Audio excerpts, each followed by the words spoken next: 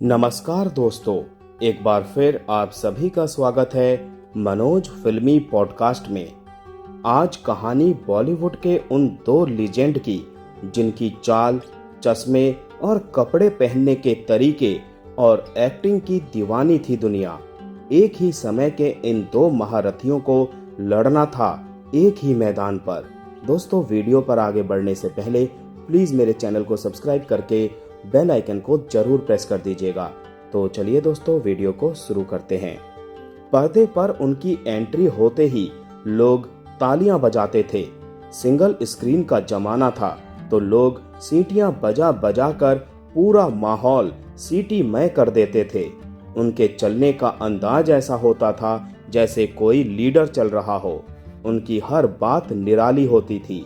चश्मे से झांकती गुस्से में भरी आंखें, बेल बॉटम जीन्स और फैशन से भरी रंगीन शॉर्ट जैकेट, ये सब कुछ उन्हें पर्दे पर भगवान बना देता था। ये तो सिर्फ आउटलुक की बात है। स्टारडम और एक्टिंग दोनों ही मामले में ये उस्ताद थे। सामने किसी को भी टिकने नहीं देते थे।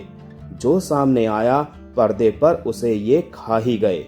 अगर आप सोच रहे हैं कि हम किसकी बात कर रहे हैं, तो जवाब है कि हम किसकी नहीं, किनकी बात कर रहे हैं। असल में हम दो समकालीन और एक दूसरे के कंपटीटर की बात कर रहे हैं, जिन्होंने सिर्फ एक ही समय पर अलग अलग फिल्मों से अपने स्टारडम में चार चांद ही नहीं लगाए, बल्कि एक साथ मिलकर भी कई सुपरहिट फिल्में दी। ये नाम है इंडस्ट्री के दो सुपरस्टार्स के, अमिताभ बच्चन और विनोद खन्ना।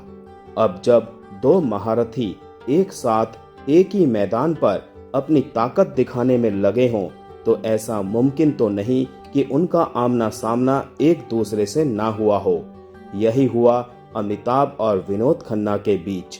आज हम उन दोनों के बीच चले उस कोल्ड वॉर पर बात करेंगे, जिसे दोनों ने सार्वजनिक रूप से कभी माना तो नहीं, लेकिन फिल्मी दुनिया की गॉसिप में उनके किस्सों का अपना एक अलग हिस्सा रहा है।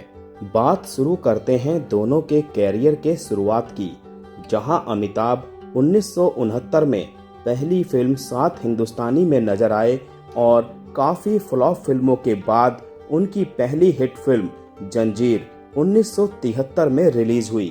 वहीं विनोद खन्ना उसके पहले ही इंडस्ट्री में अपने पांव जमा चुके थे। वो स्टार पहले ही बन चुके थे। उन्होंने अपने फिल्मी कैरियर की शुरुआत विलन के तौर पर की थी, लेकिन उनकी कद काठी और चेहरा देखकर उन्हें फिल्मों में हीरो के रोल मिलने लगे। विनोद खन्ना ने 1968 में मन का मीत से कैरियर की शुरुआत की थी। फिल्म में लीड हीरो का रोल सुनील दत्त ने निभाया था। इसके बाद मस्ताना, मेरा गांव मेरा देश, आन मिलो सजना, पूरब और पश्चिम, ऐलान और सच्चा झूठा जैसी फिल्मों में भी उन्होंने नेगेटिव रोल प्ले किया। लेकिन गुलजार की नज़र जब उन पर पड़ी तो उन्होंने विनोद खन्ना को हीरो बना दिया। विनोद को मेरे अपने और अचानक जैसी फिल्मों के लिए साइन कर लिया गया। दोनों फिल्मों से उन्हें अब हीरो के तौर पर भी पहचान मिलने लगी। मतलब दोनों का स्टारडम फेज लगभग एक ही समय पर शुरू हुआ।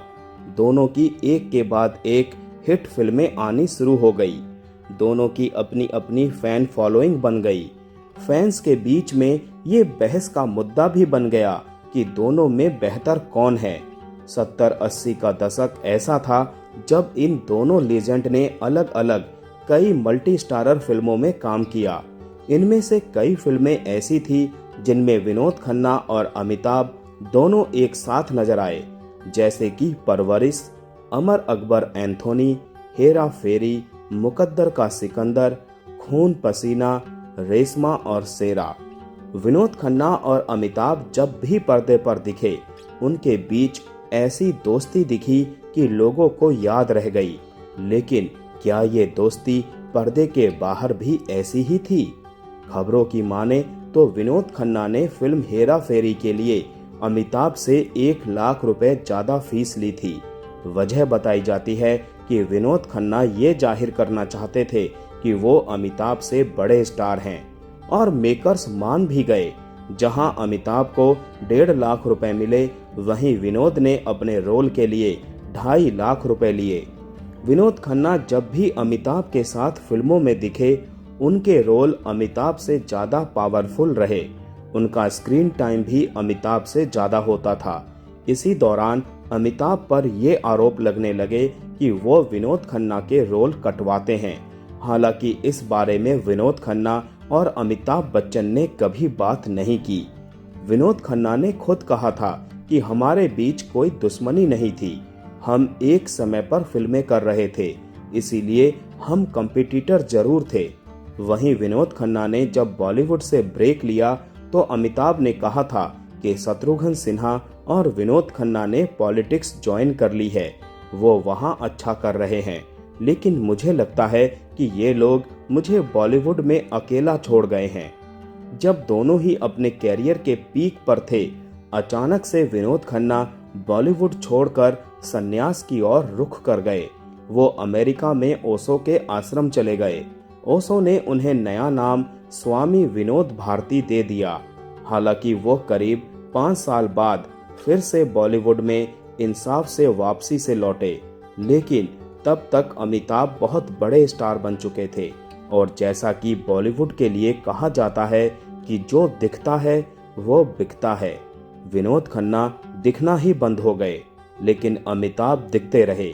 ऐसे में अमिताभ को सबसे बड़ा कंपटीशन देने वाले विनोद खन्ना ने खुद ही अमिताभ बच्चन की राह को आसान कर दिया। आज विनोद खन्ना इस दुनिया में नहीं है। लंबी बीमारी के बाद उनका निधन हो गया। उन्होंने हाल के दौर की कई फिल्मों जैसे कि वांटेड और दिलवाले जैसी फिल्मों में काम भी किया। वहीं अमिताभ आज भी बॉलीवुड के सबसे बड़े अभिनेता के तौर पर जाने जाते हैं। उनका स्टारडम हर रोज और चमकीला होता जा रहा है। दोनों की राइवलरी को लेकर बातें कुछ भी हों, लेकिन ये कहना गलत नहीं होगा कि दोनों ही बॉलीवुड के लेजेंड हैं और दोनों को उनके काम के लिए 50 साल बाद के बॉलीवुड में भी याद किया जाएगा। तो दोस्तों, आज का वीडियो यहीं समाप्त करते हैं। मिलते हैं नेक्स्ट वीडियो में। तब तक के लिए आप सभी को टाटा बाय बाय, टेक केयर।